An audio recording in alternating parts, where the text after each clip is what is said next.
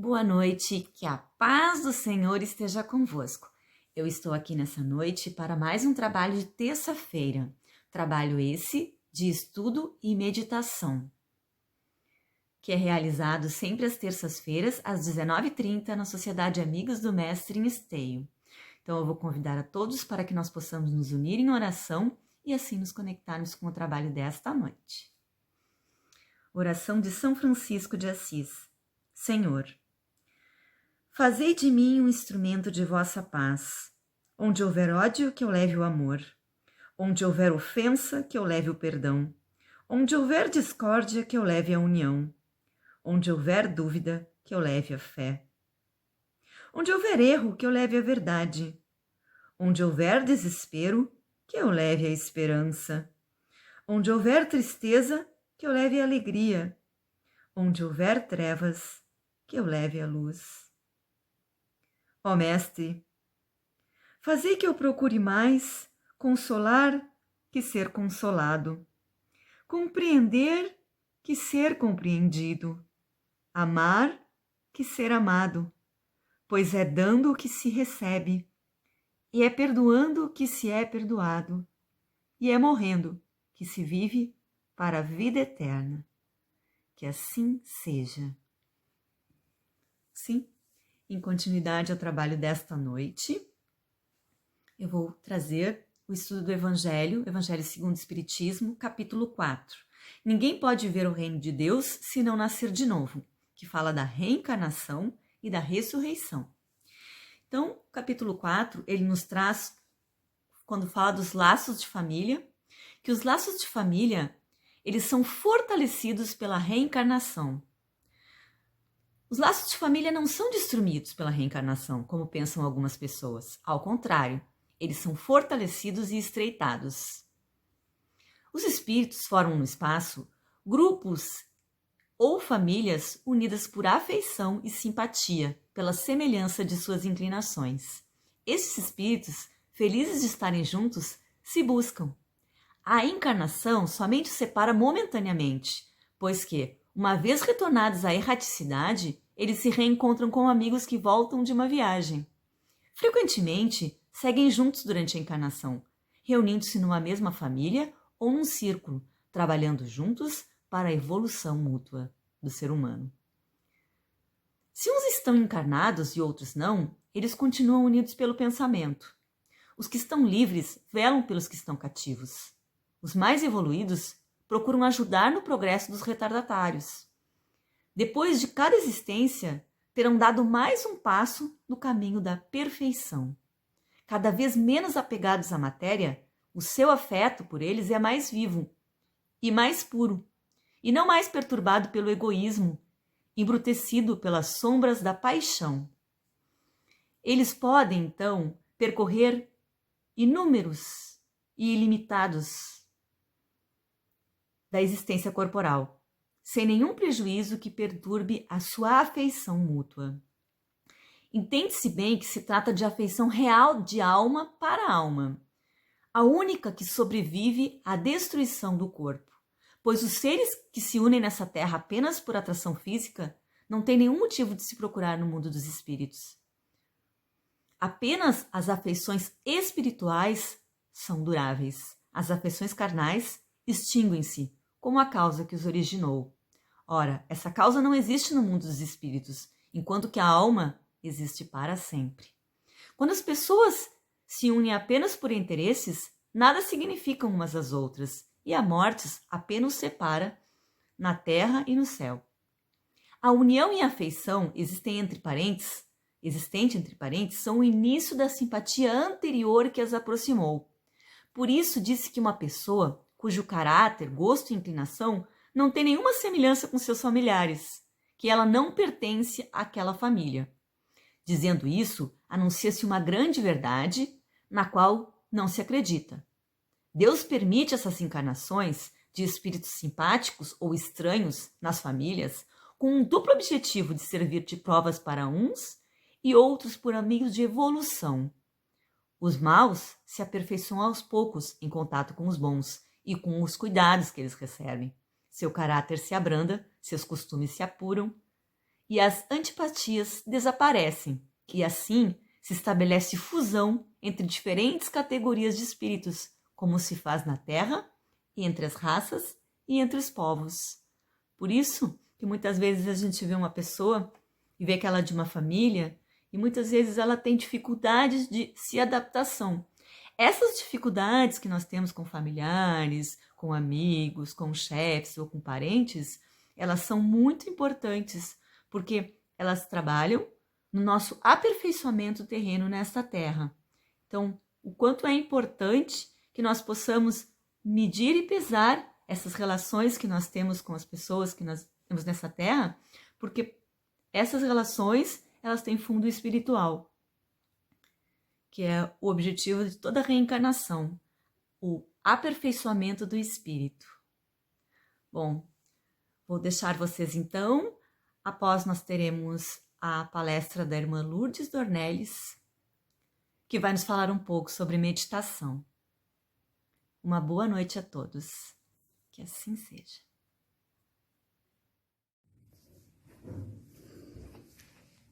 Amados irmãos, amigos, companheiros, que a paz do Senhor seja conosco.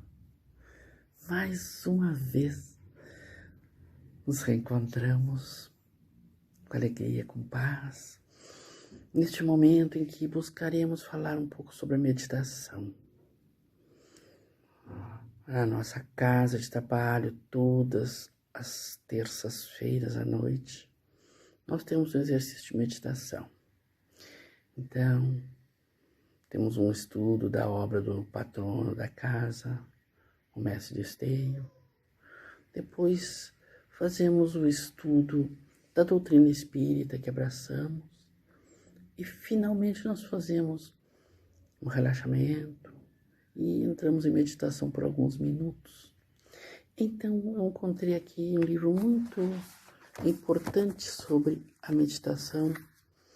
Meditação e a Conquista da Saúde, de Lawrence Lesham, que vai nos dizer coisas muito importantes sobre esse grande treinamento que é a meditação. Meus amores, muitas vezes nós pensamos meditar. Meditar, como é complexo. Eu não tenho tempo. Enfim, tantas coisas nos vêm à mente quando nós queremos, não é, pensar em meditar. Então, nós vamos aqui encontrar um pequeno trecho neste livro que vai nos dar um entendimento melhor a respeito, né, desta preparação para a meditação. Problemas especiais na meditação. Aqui nos diz o primeiro problema, que é também o mais comum relatado pelas pessoas que estão praticando a meditação, é que elas simplesmente não conseguem meditar. Elas dizem que não conseguem fazer isso porque devaneiam constantemente. E isso impede que elas se concentrem. Eu vou me concentrar, eu começo a devanear. Então, quando se concentram por um breve período de tempo, não conseguem manter a concentração. Então, esses comentários das pessoas que têm muita dificuldade de aprender a meditar, com frequência, né, as pessoas reclamam e também desistem, desesperadas, dizendo que definitivamente não conseguem aprender a meditar direito. Então nós perguntamos o que é meditar direito. Cada um tem o seu meditar direito, não é? É como o que é certo e o que é errado. O que é certo? O que é errado? Para mim, uma coisa pode ser certa, para você pode ser errada, né? Ou vice-versa. Então, não existe o certo e o errado, né? O certo para um pode ser errado para outro. Então, onde nós respeitamos ao nosso próximo, nós entendemos que não podemos defender o nosso certo, porque muitas vezes para outra pessoa, ou para muitas, ele está errado, né? Então,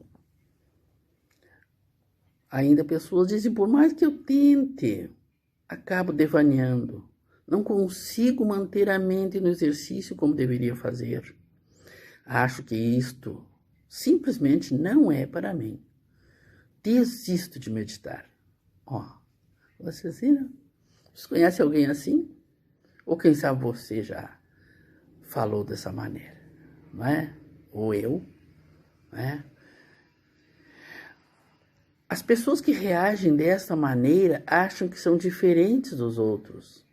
Acham que algumas pessoas, a maioria delas ou quase todo mundo consegue meditar sem se distrair a todo momento, sem divagar constantemente e sem deixar de se concentrar. Essa é uma ideia completamente errada. Vocês viram? Ninguém aprende a meditar bem. Aprender a meditar bem, né? Ninguém aprende assim de vez, ninguém, nem mesmo os grandes místicos, de quem ouvimos falar, né? Aprenderam a meditar bem. Isto é um exercício, uma prática. E aqui nos fala de dois irmãos maravilhosos, né? E nos diz o seguinte, uma das noviças de Santa Teresa de Ávila lhe disse certa vez que devia ser maravilhoso ser como ela, ser como Santa Teresa de Ávila. Não ser passional e não se perturbar durante as orações. E Teresa lhe retrucou, menina, o que você acha que eu sou? Uma santa? Vocês viram? Aquela jovem noviça via nela uma santa, imperturbável naquele momento das orações. Mas Teresa retrucou, o que você pensa que eu sou, uma santa? Quer dizer que ela também estava aprendendo, estava praticando e também vinham os devaneios, né? E então também quando perguntaram a São Bernardo, que sabia muita coisa a respeito de meditação, de concentração, perguntaram a ele com que frequência durante as suas meditações ele conseguia ficar absorvido exclusivamente naquele momento, sem que a sua mente divagasse. E ele replicou com um suspiro que ainda ecoa através desses longos séculos. São Bernardo disse com um suspiro, como é rara a hora e como é breve a sua duração. Vejam, por quanto tempo você consegue ficar absorvido exclusivamente no que está fazendo? Ele disse, como é rara essa hora e como é breve a sua duração. Então, vejam, os grandes. E nós queremos desistir no primeiro momento, né? Desisto de meditar. Então, os místicos e estudantes de meditação não se saem melhor, mas dificilmente admitem isto. Vejam, dificilmente admitem, né? Porque essa postura de nós querer ser muito importantes diante dos outros é o orgulho manifesto, é o ego que grita bem alto. Então, os grandes místicos e estudantes não se saem melhor do que Santa Teresa, do que São Bernardo, mas dificilmente admitem, né, para que impressione as pessoas, né? Então, nos diz ainda aqui, meditar é semelhante a caminhar para fazer exercício. Olha que comparação linda. Todos temos mais ou menos o mesmo nível de aptidão, embora alguns possam ser um pouco melhores do que os outros, mas não muito melhores. Algumas pessoas, contudo, fazem isso com mais sistematicamente do que outras fazem mais sistematicamente do que outras. Algumas caminham como parte de um programa de saúde especificamente adaptado às suas necessidades, em vez de apenas um exercício que elas tiraram na prateleira da loja. Um exercício que se adapta mais ou menos a todo mundo, mas não é realmente ideal para ninguém. Vejam a comparação com a meditação? Elas simplesmente fazem isto sistematicamente e como parte de um programa para que os seus resultados sejam melhores do que os alcançados pelas pessoas que não fazem estas coisas. Então, nós vamos fazer um programa de caminhada. Sentimos necessidade e vamos fazer, e com certeza a nossa saúde vai se tornar melhor do que aquelas pessoas que não têm esse hábito, né? Então vamos ver a meditação como é. Mas é difícil, é complicado. Como caminhar também, quantas pessoas caminham um dia, 2 desistem, né? A persistência é própria das almas nobres, gente. Então aqui nos mostra, os resultados vão ser sempre melhores para aqueles que tomam atitude, do que para aqueles que não fazem nada. Então, embora na meditação a gente devaneie, a gente não consiga ficar mais que 1 minuto, 2, 3 minutos totalmente desligados e serenos, esse 1, 2, 3 minutos vão fazer diferença na nossa vida. Então, não vamos desistir. Então, de que modo a sua prática de meditação muda com a experiência? Primeiramente, você aprende a perceber mais depressa quando devaneia e aprende a se concentrar no trabalho com mais firmeza, com mais amor e com mais facilidade. Você aprende a trabalhar mais sistematicamente. Quando você percebe que está tendo dificuldades com o trabalho, você sorri com mais indulgência e lida com essas dificuldades com mais tolerância. Finalmente, você também aprende que se sente melhor quando faz seu programa regular de meditação e sente falta dele quando deixa de praticá-lo. Este fato lhe dá uma motivação extra para ater-se regularmente ao seu programa de meditação. Então, meus queridos, esse momento em que eu paro para meditar um pouquinho, eu vou sentir amanhã uma necessidade de fazer o mesmo, depois de amanhã de novo. E essa prática diária, e se possível mais que uma vez ao dia, é que vai nos tornar pessoas, né, com facilidade para meditar. Mas não vamos nos sentir vulneráveis simplesmente porque num momento nós devaneamos. Não. Eu convido vocês para que mantenhamos um breve momento de concentração, com carinho, com amor. Vamos fechar os nossos olhos, desligar das coisas visuais, respirar calma e profundamente algumas vezes.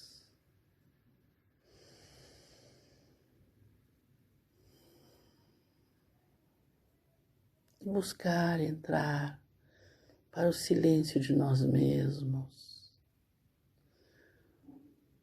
Não temos como deter os pensamentos, mas se eles vierem, deixemos passá-los. Não os detenhamos, mas também não relutemos de maneira nenhuma para que eles não venham à nossa mente. Vamos deixá-los passar e serenamente permanecer aqui, agora,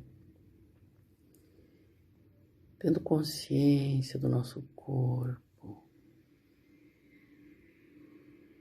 buscando sentir as batidas do nosso coração.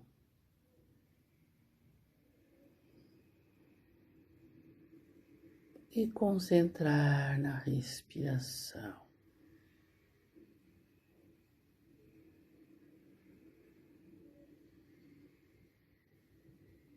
Momentos assim são impagáveis neste mundo.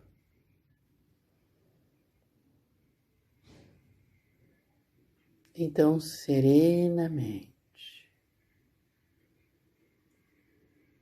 continuemos tomando consciência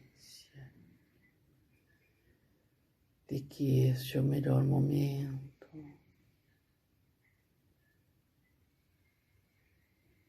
e de que eu posso aprender a meditar.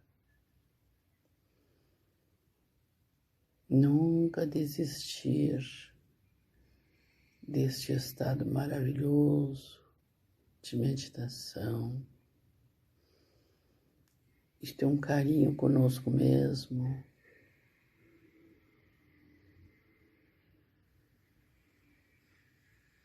Façamos então, todos os dias, alguns momentos de recolhimento para o interior de nós mesmos. E aqui, agora, vamos tomando ciência das nossas mãos, dos nossos pés, e vamos calmamente abrindo os nossos olhos, voltando ao aqui e agora visual,